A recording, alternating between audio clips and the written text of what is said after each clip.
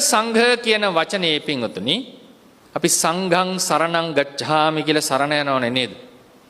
ඒ සරණ යනකොට ථේරවාදී විවරණය තමයි සංඝ කියන එකට ඇතුළත් වන්නේ මාර්ගඵලලාභී උපසම්පදා සීලයට පත්වෙච්ච පිරිස. උපසම්පදා සීලයට කියන තව වචනයක් තමයි ලෞකික අදි සීලය. ඒ කියන්නේ අහලා ඇතිනේ අදි සීල සංඛ්‍යාත උපසම්පදාව කියලානේ උත්සව තියන්නේ නේ. දැකලා ඇතිනේ.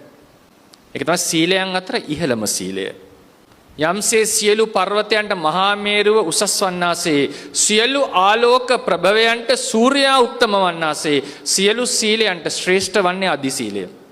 උත්තම අධික ශ්‍රේෂ්ඨ සීලය අදි සීලය. ඒ අදි සීලයට પ્રાપ્ત වූ මාර්ගඵලලාභී යමෙක් වේනම් එනම් මාර්ගඵලලාභී භික්ෂුවක් ඕ භික්ෂුණියක් වේනම් ඒ තමයි සංඝ කියන කුලකය. අප සරණ යන්නේ මේ පිරිස. ගිහි කෙනෙක් මාර්ගඵලලාභී වුණත් සංඝ ගණයට ඇතුළත් වන්නේ නැහැ.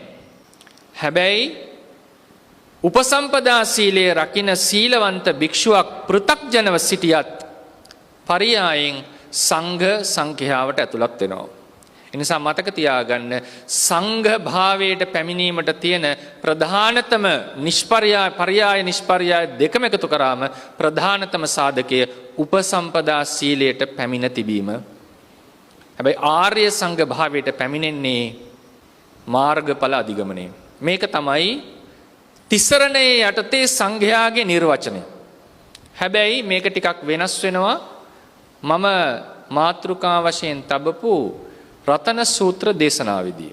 එතනදී සංඝ වන්නේ මාර්ගඵලලාභී ඕනෑම කෙනෙක්. යේ පුද්ගලා අට්ඨ සතම් පසත්තා කියන වචනය අපි ක්‍රම දෙකකට නිර්වචනය කරනවා.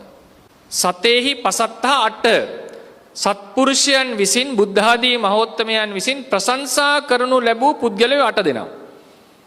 එහෙම නැත්නම් අට්ඨ සතම් පසත්තා ප්‍රශංසා ලැබූ පුද්ගලයෝ 108 දෙනා. 108 දෙනාට ඇතුළත් වෙනවා පින්වතුනි සුද්ධාවාස තලවාසී බ්‍රහ්මයෝ පවා.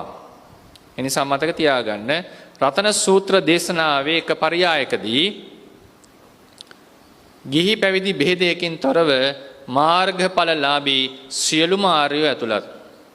හැබැයි අපි බුද්ධං සරණං ගච්ඡාමි ධම්මං සරණං ගච්ඡාමි සංඝං සරණං ගච්ඡාමි කියලා සරණ යනකොට ථේරවාදී ආචාර්යවරුන්ගේ නිර්වචනය එතන ඇතුළත් වන්නේ උපසම්පදා සීලයට පැමිණි මාර්ගඵලලාභී උතුමන් පරියායෙන් පෘථග්ජන උපසම්පදා භික්ෂුණුත් ඇතුළත්.